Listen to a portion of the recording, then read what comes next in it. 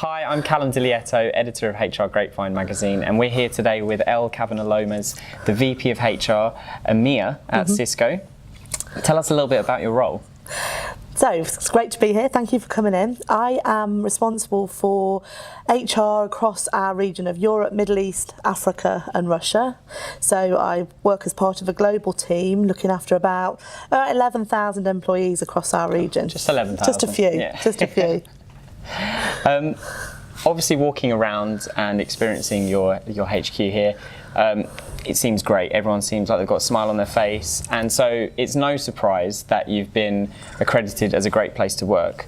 Yeah. Congratulations. Thank you. And it's not just the UK either, it's also worldwide. I know. You're so happy about this. I am. But what is it for you particularly that separates you as an employer of choice? Why do you think you deserve that accreditation? And the reason I'm so excited is because it's been a journey, an amazing one. We have 70,000 employees around the world, and they all sort of share this common belief that there's a place where technology and innovation come together to make something amazing. And we did a piece of work to look at, like, what does a great day at Cisco feel like? What does it look like?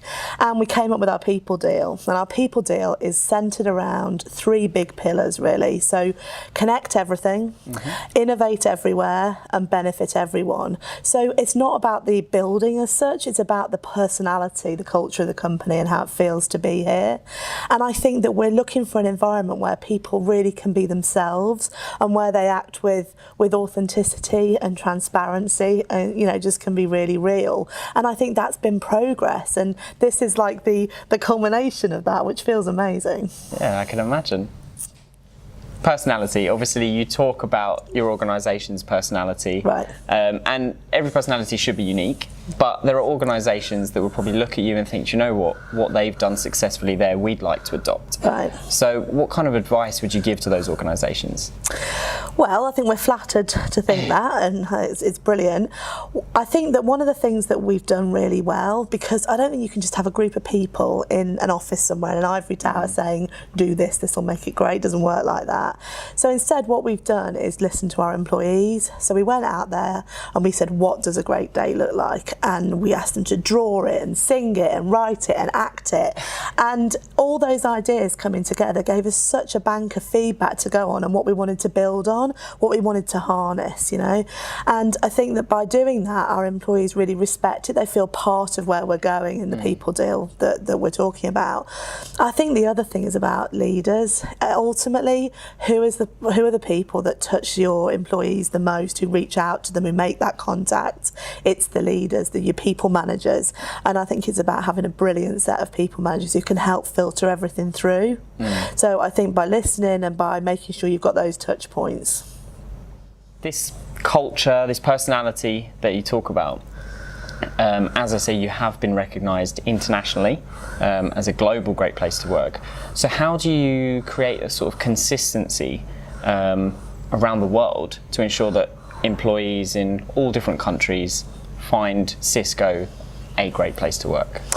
Well, I think the people deal gives us a place to do that with our philosophy of connect everything, benefit everyone, innovate everywhere, the three pillars. Because I think in this digital world, we are connected like we've never been connected before, right? And we've got to take advantage of people all around the world. We're a global workforce in different languages, in different cultures.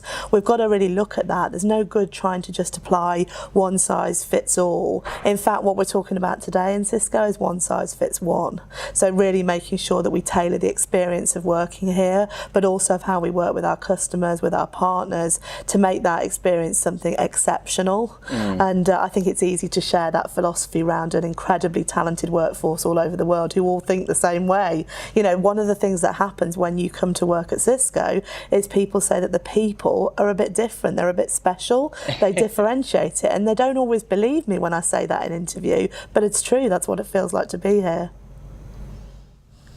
For HR, in everything that they do, eventually they need to justify it. There needs to be a bottom line benefit from employee engagement or from making people happier or making it a great place to work. What have you seen at Cisco that's really impacted that bottom line from the things that you've been doing? So I think it's about engagement. It's about the actual impact that that has and how that drives the results, the performance, because we've just seen such a higher level of appreciation and buy-in and just that connection to what the company's doing. People understand, the employees understand the transformation we're going on, what's going on in the world for the customers, for our partners, and they're able to really get on board with that. I think our vision, you've got to have a really strong vision, and you should be able to know it just like that. You know, at Cisco we're trying to we're changing the way people work, live, play and learn. Imagine that. Imagine where you can actually make a difference to the world you're in. That feels amazing. That connection feels really strong. So you have to adapt everything you're doing internally to play to that. But I think that's why we're seeing the results. Innovation obviously helps you stay competitive. Right. You know, driving that means commercially you can stay ahead. But obviously, as an employer, and being an employer of choice and being a top employer, Right. How are you going to remain competitive in that aspect of things and still be able to attract and retain the best talent? So by having the digital workforce of the workplace of the future, right, having an environment that people really want to be in, where they can have amazing experiences. The people deal is all about experience of what it's like to work here on a day-to-day basis. So I think that's absolutely critical. I think we want the best leaders driving towards an inspiring vision. So we're going to arm our leaders with a collaborative platform built on strengths where they can really build high-performing teams. Teams are the way to go. That's what it's going to be all about, not so much a focus on the individual, but what we collectively can strive to achieve. And I think if we really focus on that, we'll continue to be as successful, if not more. Well, it sounds like a winning formula, to be honest. It sounds like that's the right way to go, as you say. Thank you. Well, good luck with it, Thank you. and getting those teams together.